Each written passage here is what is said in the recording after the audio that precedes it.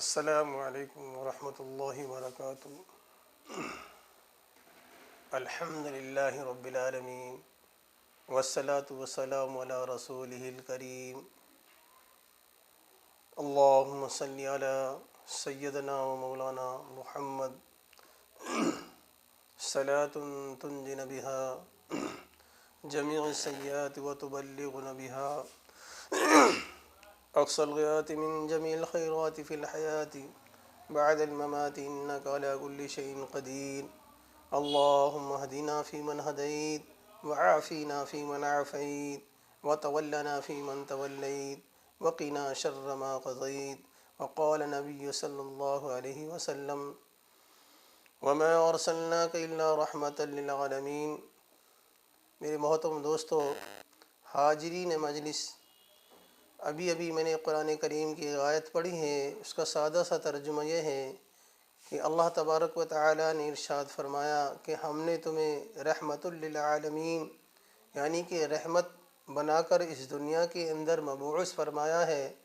انا ارسلناک رحمت للعالمین، پورے عالم، پوری دنیا کے لیے جو ہے نبی بنا کے بھیجا۔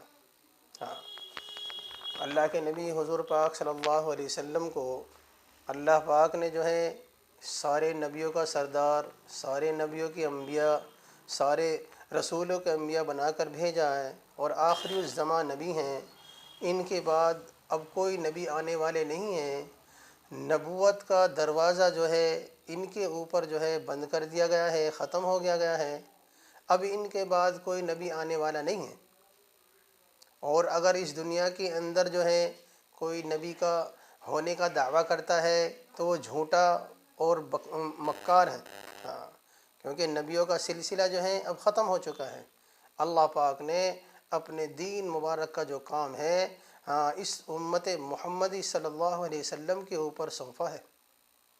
اسی لیے جو ہے اس امت کی جو ہے اللہ تبارک و تعالیٰ نے قرآن کریم کے اندر کئی مرتبہ تعریف فرمائی ہے کہ یہ امت بہترین امت ہے، رفع رسانی کے لیے بھیجے گئے ہیں، اور جو ہے یہ دین کا کام کرتے ہیں، بھلے کاموں کی طرف بلاتے ہیں اور برے کاموں سے روکتے ہیں۔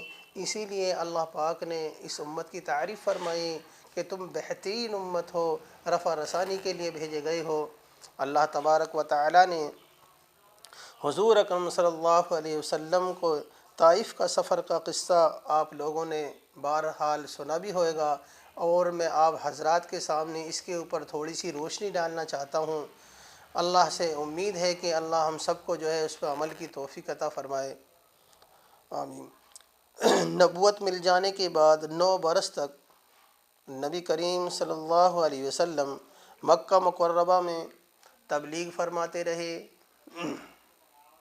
اور قوم کی ہدایت اور اصلاح کی کوشش فرماتے رہے، لیکن تھوڑی سی جماعت جو مسلمان ہو گئی، اور تھوڑے سے ایسے لوگوں کے علاوہ جو باوجود مسلمان نہ ہونے کے آپ کی مدد کرتے تھے، اکثر کفار آپ کے اور آپ کے صحاباؤں کو ہر طرح کی تکلیفیں پہنچاتے تھے، مذاق اڑاتے تھے، اور جو ہو سکتا تھا اس سے درگزر نہیں کرتے تھے۔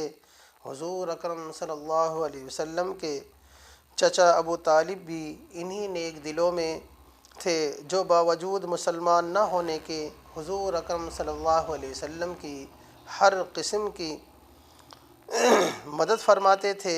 10ویں سال میں جب ابو طالب کا بھی انتقال ہو گیا تو کافروں کو اور بھی ہر طرح کھلا مہارا اسلام سے روکنے اور مسلمانوں کو تکلیف پہنچانے کا موقع ملا۔ حضور اقدس صلی اللہ علیہ وسلم اس خیال سے طائف تشریف لے گئے کہ وہاں کا قبیلہ ثقیف بڑی جماعت ہے، اگر وہ قبیلہ مسلمان ہو جائے تو مسلمانوں کو ان تکلیفوں سے نجات ملے اور دین کے پھیلنے کی بنیاد پڑ جائے۔ وہاں پہنچ کر قبیلے کے 3 سرداروں سے جو بڑے بڑے درجے کے سمجھے جاتے تھے گفتگو فرمائی، اور اللہ کی دین کی طرف بلایا، اور اللہ کے رسول یعنی اپنی مدد کی طرف متوجہ کیا، مگر ان لوگوں نے بجائے اس کے دین کی بات کو قبول کرتے یا کم سے کم عرب کی مشہور مہمان نوازی کے لحاظ سے ایک نو رات مہمان کی خاطر مددگار کرتے صاف جواب دے دیا، اور نہایت ہی بے رخی اور بد اخلاقی سے پیش آئے۔ ان لوگوں نے یہ بھی گوارا نہ کیا کہ آپ یہاں قیام فرما لیں۔ جن لوگوں کو سردار سمجھ کر بات کی تھی وہ شریف ہوں گے اور مذہب گفتگو کریں گے۔ ان میں ایک شخص بولا، اوہو، آپ ہی کو اللہ تعالیٰ نے نبی بنا کر بھیجا ہے، آپ کے سوا کوئی اور انہیں ملتا ہی نہیں تھا۔ تو آپ جو ہیں بڑے استقلال کے پہاڑ تھے، ہمت اور بہادری تھی۔ اللہ کے نبی حضور پاک صلی اللہ علیہ وسلم نے سب قبیلے والوں کو دین کی دعوت دی اور دین کی بات کو سمجھایا۔ تیسرے نے کہا، میں تجھ سے بات کرنا نہیں چاہتا، اس لیے کہ اگر تو واقعی نبی ہے جیسا کہ دعویٰ ہے تو تیری بات سے انکار کر دینا مصیبت سے خالی نہیں، اور اگر تو جھوٹا ہے تو میں ایسے شخص سے بات کرنا نہیں چاہتا۔ اس کے بعد ان لوگوں سے نا امید ہو کر حضور اکرم صلی اللہ علیہ وسلم نے اور لوگوں سے بات کرنے کا ارادہ فرمایا۔ آپ تو ہمت اور استقلال کے پہاڑ تھے، مگر کسی نے بھی قبول نہ کیا، بلکہ بجائے قبول کرنے کے حضور اکرم صلی اللہ علیہ وسلم سے کہا کہ ہمارے شہر سے فوراً نکل جاؤ اور جہاں تمہاری چاہت کی جگہ ہو وہاں چلے جاؤ۔ حضور اکرم صلی اللہ علیہ وسلم جب ان سے بالکل مایوس ہو کر واپس ہونے لگے تو ان لوگوں نے شہر کے لڑکوں کو پیچھے لگا دیا اور آپ کا مذاق اڑایا اور آپ کو پتھر مارے اور آپ کو گالی گلوچ دیے، لیکن آپ نے جو ہے کبھی جو ہے بد دعا نہ فرمائی، پھر بھی جو ہے آپ جو ہے جمے رہے اور اللہ سے دعا کر رہے ہیں کہ اللہ تو اگر مجھ سے راضی ہے تو مجھے کس کی پرواہ نہیں۔ حضرت جبرائیل علیہ السلام آپ کے پاس تشریف لائے اور جو ہے کچھ فرشتے آپ کے پاس خدمت کے لیے حاضر ہوئے۔ ایک فرشتے نے عرض کیا، یا رسول اللہ، اگر تم چاہو تو ان دونوں پہاڑوں کو ملا دوں جن سے یہ پوری قوم ہلاک اور تباہ اور برباد ہو جائے۔ ایک فرشتے نے عرض کیا، یا رسول اللہ، میں جو ہے ہوا کے جھونکے سے ان سب کو فنا اور تباہ اور برباد کر دوں، لیکن جو ہے اس کریم ذات کے اوپر ہماری جان قربان کہ آپ نے کبھی بھی بد دعا نہیں فرمائی اور یہی دعا دیتے رہے۔ اگر ان میں سے کوئی ایمان کے اندر داخل نہ ہوا، کوئی ایمان نہ لایا، تو ان کے آنے والی جو نسل ہے وہ ضرور ایمان کے اندر داخل ہوئے گی۔ یا اللہ، تجھے شکایت کرتا ہوں میں اپنی کمزوری اور بے کسی کی اور لوگوں میں ذلت اور رسوائی کی، کسی اجنبی بیگانے کے جو مجھے دیکھ کر ترش رو ہوتا ہے اور منہ چڑھاتا ہے۔ مجھے کسی بھی کی پرواہ نہیں، تیری حفاظت مجھے کافی ہے۔ میں تیرے چہرے کے اس نور کے طفیل جس سے تمام دنیا جو ہے اندھیریاں اور روشنی ہو گئی، مانگتا ہوں مجھ پر تیرا غصہ ہو یا تو مجھ سے ناراض ہو۔ تیری اس وقت تک ناراضگی دور کرنی ضروری ہے جب تک کہ تو مجھ سے راضی نہ ہو جائے۔ مالک ملک کی شان قہار کو اس پر جوش آنا ہی تھا کہ حضرت جبرائیل علیہ السلام آپ کے پاس آئے اور آپ کی گفتگو سنی اور فرمایا، اللہ آپ سے راضی ہے اور تم اللہ سے راضی ہو۔ میرے محترم دوستو، اللہ کے نبی حضور پاک صلی اللہ علیہ وسلم نے اس دین کے خاطر بڑی بڑی مشقتیں اٹھائی، بڑی بڑی محنتیں کریں۔ جب اللہ کے نبی حضور پاک صلی اللہ علیہ وسلم نے صحاباؤں کے اوپر محنت کری، جہالت عام تھی، شراب خوری عام تھی، جوا بازی عام تھی۔ آدمی جب جس چیز کے اوپر محنت کرتا ہے اللہ پاک اس کی محنت کو ضائع نہیں کرتے۔ مان لو ہم نے کسی دکان کے اوپر اپنی جان مال لگائی، اس کے اوپر ہم نے وقت لگایا تو اللہ اس کا نفع دکھا رہا۔ ایسی جو ہے اللہ کے لاڈ رسول پاک صلی اللہ علیہ وسلم نے صحاباؤں کے اوپر محنت کری، اللہ پاک نے ایسے ایسے صحاباؤں کو کھڑا کرا جو جانثار صحابہ۔ ابھی میں آپ حضرات کے سامنے جو ہے صحاباؤں کی قربانی بیان کرنا چاہتا ہوں کہ کیسی کیسی ان صحاباؤں نے قربانی دی۔ حضرت انس نضر کی شہادت کا بیان۔ حضرت انس بن نضر ایک صحابی ہیں جو بدر کی لڑائی میں شریک نہیں ہو سکے تھے۔ ان کو اس چیز کا صدمہ تھا کہ اس پر اپنے نفس کو ملامت کرتے تھے کہ اسلام کی پہلی عظیم الشان لڑائی اور تو اس میں شریک نہ ہو سکا۔ اس کی تمنا تھی کہ کوئی دوسری لڑائی ہو تو حوصلے پورے کروں۔ اتفاق سے احد کی لڑائی پیش آ گئی جس میں یہ بڑی بہادری اور دلیر سے شریک ہوئے۔ احد کی لڑائی میں اول تو مسلمانوں کو فتح ہوئی، مگر آخر میں ایک غلطی کی وجہ سے مسلمانوں کو شکست ہوئی۔ وہ غلطی یہ تھی کہ حضور اکرم صلی اللہ علیہ وسلم نے کچھ آدمیوں کو ایک خاص جگہ مقرر فرمایا تھا، تم لوگوں کو جب تک میں نہ کہوں یہاں اس جگہ سے نہ ہٹنا، کہ وہاں سے دشمن کے حملہ کرنے کا اندیشہ تھا۔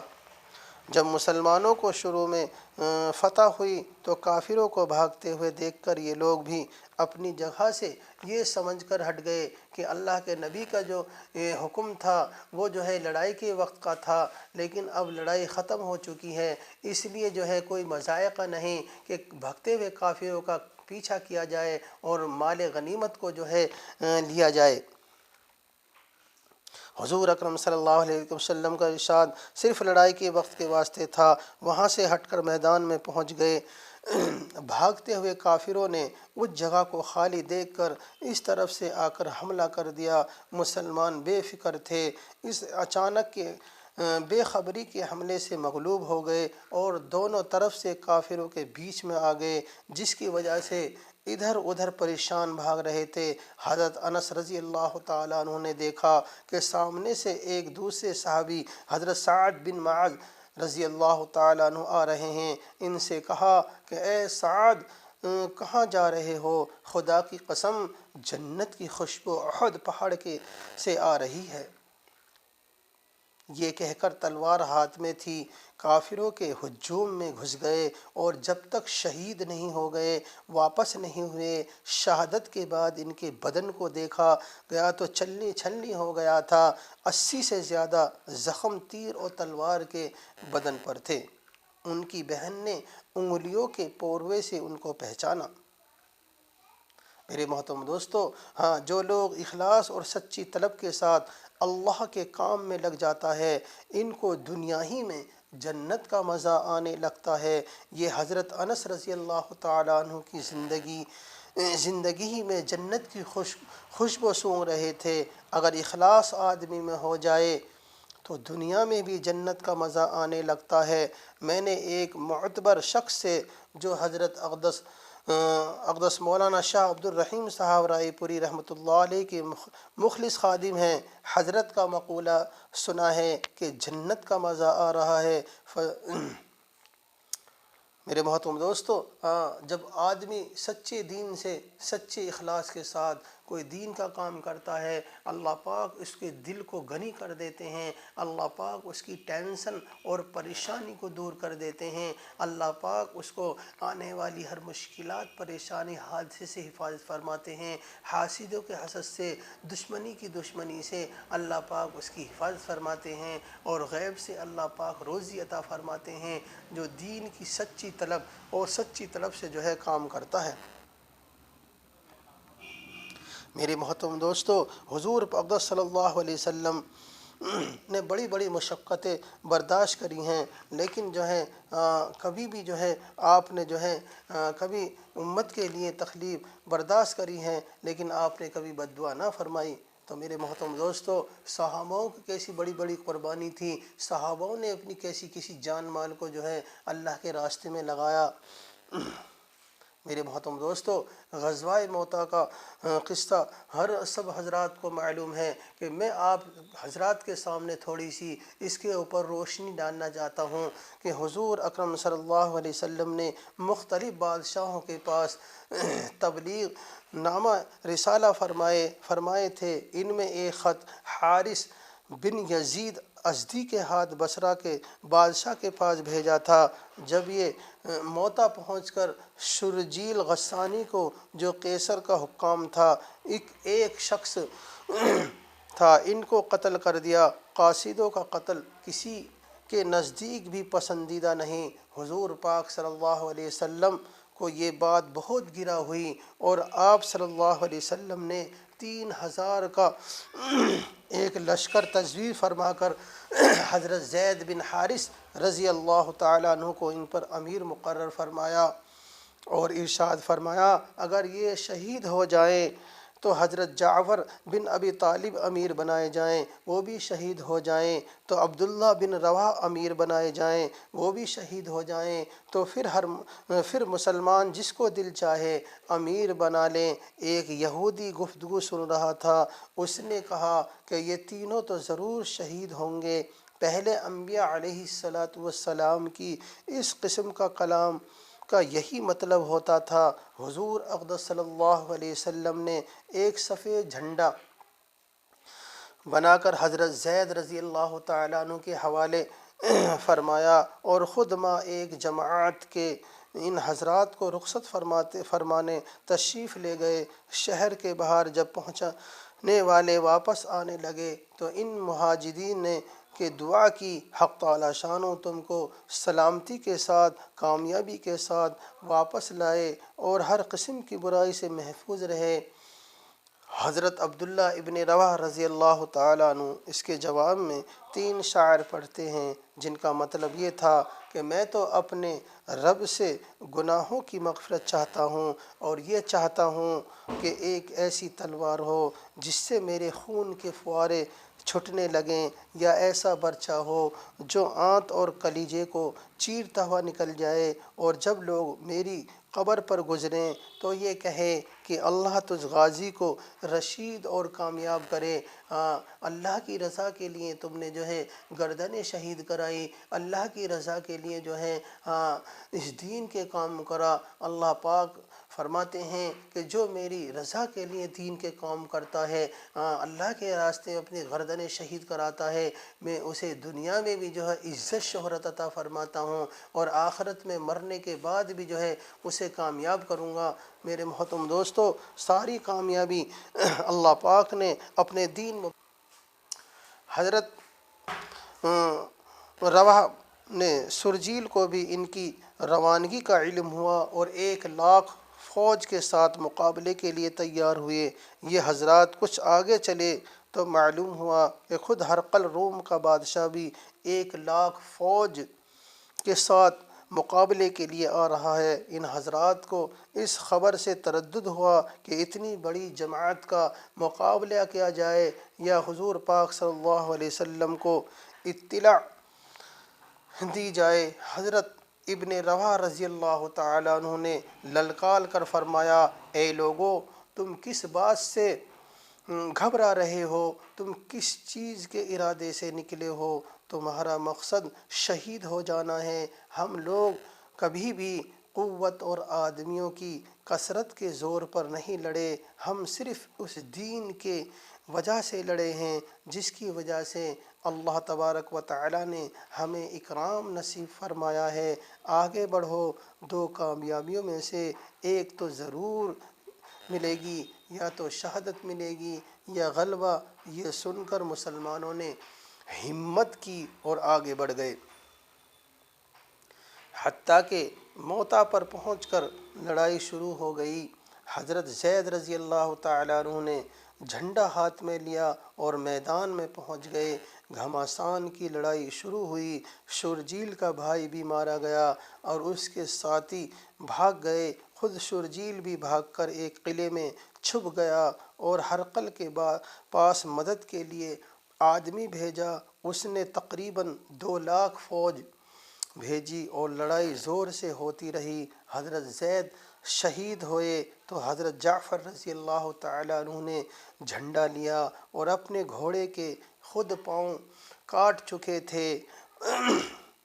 اور کیا اچھا ہے اس کا قریب ہونا، کیا جنت ہے اس کا شوق میں جو ہیں خطاب کر کے اپنے دل کو فرما رہے ہیں، اے دل تجھے اترنا ہوگا، چاہے تو خوشی سے اتر، چاہے تو جو ہے ناراضگی سے اتر۔ اے دل اب کس چیز کا اشتیاق باقی ہے؟ اگر مال کا اشتیاق باقی ہے تو اللہ کے راستے میں وہ صدقہ ہے، اگر بیوی کا تجھے شوق اشتیاق ہے تو بیوی کو 3 طلاق ہیں۔ اے دل تجھے اترنا ہوگا، دیکھو مسلمانوں پہ کافر جو ہے چڑھے آ رہے ہیں، اے دل تجھے اترنا ہوگا۔ جن کا ترجمہ یہ ہے، اے لوگوں کیا ہی اچھا ہے جنت اور کیا ہی اچھی اس کا قریب ہونا ہے، کتنی بہترین چیز ہے اور کتنا ٹھنڈا پانی ہے اس کا پانی ہے، اور ملک روم کے لوگوں پر عذاب کا وقت آ گیا، مجھ پر بھی لازم ہے کہ ان کو ماروں۔ یہ شعر پڑھے اور اپنے گھوڑے کے پاؤں خود ہی کاٹ چکے تھے، واپسی کا خیال بھی دل میں نہ آ جائے۔ کافروں نے وہاں ہاتھ کاٹ دیا کہ جھنڈا گر جائے، انہوں نے فوراً بائیں ہاتھ میں لیا، انہوں نے وہ بھی کاٹ ڈالا۔ انہوں نے جو ہے دونوں بازوؤں سے ان کو تھاما، وہ منہ سے مضبوط پکڑ لیا۔ ایک شخص نے پیچھے سے ان کے 2 ٹکڑے کر دیے۔ میرے محترم دوستو، کتنی بڑی بڑی صحاباؤں نے قربانی دی کہ ایک ہاتھ کٹ گیا، پھر دوسرے ہاتھ سے جھنڈا اٹھا رہے ہیں، دونوں ہاتھ کٹ گئے تو بازوؤں سے جھنڈے کو جو ہے چپٹا رہے ہیں کہیں جھنڈا نہ گر جائے۔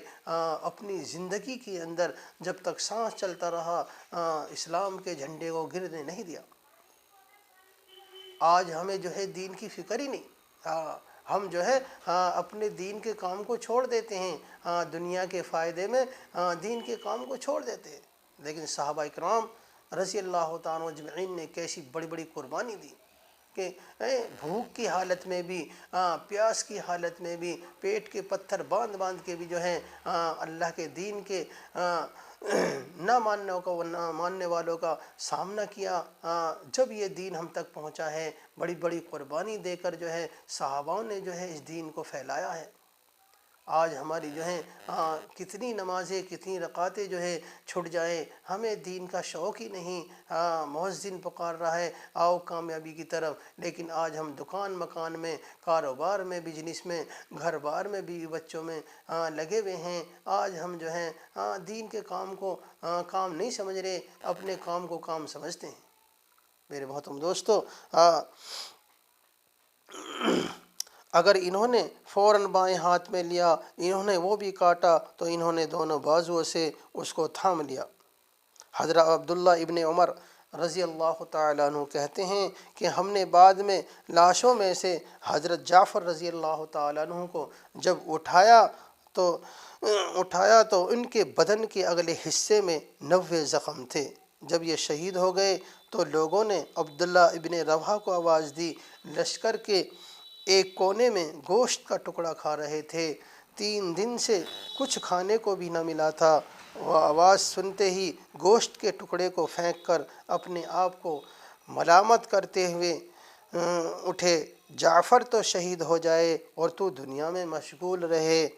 آگے بڑھ اور جھنڈا لے کر قتال شروع کر دیا۔ انگلی میں زخم آیا، وہ لٹک گئی تو انہوں نے پاؤں سے اس کو کٹی ہوئی انگلی کو دبا کر کھینچ دیا، وہ الگ ہو گئی، اس کو پھینک دیا اور آگے بڑھے۔ اس گھمسان اور پریشانی کے حالت میں تھوڑا سا تردد بھی پیش آیا کہ نہ ہمت نہ مقابلہ کی طاقت، لیکن اس تردد کو تھوڑی ہی دیر گزری تھی کہ اپنے دل کو مخاطب ہو کر کہا کہ کس چیز کا اب تجھے اشتیاق ہے؟ تمنائے زندگی گزارتے ہوئے ہوگی، ایک زمانہ ہو گیا، سوچ تو آخر ایک قطرہ منی کا ہے، دیکھ کافر لوگ مسلمانوں پر کھنچے ہوئے آ رہے ہیں، تجھے کیا ہو گیا کہ تو جنت کو پسند نہیں کرتا؟ اگر تو قتل نہ ہوا تو ویسے بھی آخر مرے گا ہی۔ اس کے بعد گھوڑے سے اترے، ان کے چچا زاد بھائی کو گوشت کا ایک ٹکڑا لائے اور اس کو کھا لو کہ کئی دن سے کھانے کو جو ہے نہیں ملا۔ انہوں نے لے لیا، اتنے میں ایک جانب سے ہلے کی آواز آئی تو اس کو پھینک کر چلے گئے۔ کتنی بڑی بڑی قربانی دی اللہ کے نبی نے، اللہ کے صحاباؤں نے بھی۔ صحابہ رضی اللہ تعالیٰ عنہ کی پوری زندگی کا یہی نمونہ ہے کہ ان کا ہر قصے دنیا کی بے باقی اور آخرت کی شوق اور سبق دلاتا ہے۔ صحابہ کرام رضی اللہ تعالیٰ اجمعین کا تو یہ پوچھنا ہی کیا ہے، تابعین پر بھی یہی رنگ تھا۔ ایک قصے پر اس باب کو ختم کرتا ہوں جو دوسری رنگ کا ہے۔ دشمن سے مقابلے کا نمونہ تو آپ دیکھ ہی چکے ہیں، اب حکومت کے سامنے کا منظر بھی دیکھ لیں کہ نبی کریم صلی اللہ علیہ وسلم کا ارشاد ہے، افضل الجہاد کلمۃ حق عند سلطان جا۔ بہترین جہاد ظالم بادشاہ کے سامنے حق بات کا کہنا ہے۔ حجاج کا ظلم و ستم دنیا میں مشہور ہے۔ اگر اس زمانے کے بادشاہ باوجود ظلم و ستم کے دین کی اشاعت کا کام بھی کرتے تھے، لیکن پھر بھی دیندار عادل بادشاہ کے لحاظ سے وہ بدتر شمار ہوتے تھے اور اس وجہ سے لوگ ان سے بیزار تھے۔ سعد بن جبر رضی اللہ تعالیٰ عنہ نے بھی املاس کو مشہور تابعی ہیں اور بڑے علماء میں سے ہیں۔ حکومت اور بالخصوص حجاج کو ان سے بغض اور عداوت تھی، اور چونکہ مقابلے کا تھا اس لیے عداوت کا ہونا بھی ضروری تھا۔ مقابلے میں حجاج ان کو گرفتار نہ کر سکا۔ یہ شکست کے بعد چھپ کر مکہ مکرمہ چلے گئے۔ حکومت نے اپنے خاص آدمی کو مکہ کا حاکم بنایا اور پہلے حاکم کو اپنے پاس بلا لیا۔ حاکم نے جا کر خطبہ پڑھا جس کے آخر میں عبد الملک بن مروان بادشاہ کا یہ حکم بھی سنایا کہ جو شخص سعید بن جبر کو ٹھکانہ دے گا اس کی خیر نہیں۔ اس کے بعد اس حاکم نے خود اپنی طرف سے بھی قسم کھائی کہ جس کے گھر میں وہ ملے گا اس کو قتل کیا جائے گا اور اس کے گھر کو نیز اس کے پڑوسیوں کے گھر کو ڈھاؤں گا۔ غرض بڑی دقت سے مکہ کے حاکم نے ان کو گرفتار کر کے حجاج کے پاس بھیج دیا۔ اس کو غصہ نکالنا اور ان کو قتل کرنے کا موقع مل گیا۔ سامنے بلایا اور پوچھا، حجاج تیرا کیا نام ہے؟ سعید، میرا نام سعید ہے۔ حجاج کو کس کا بیٹا ہے؟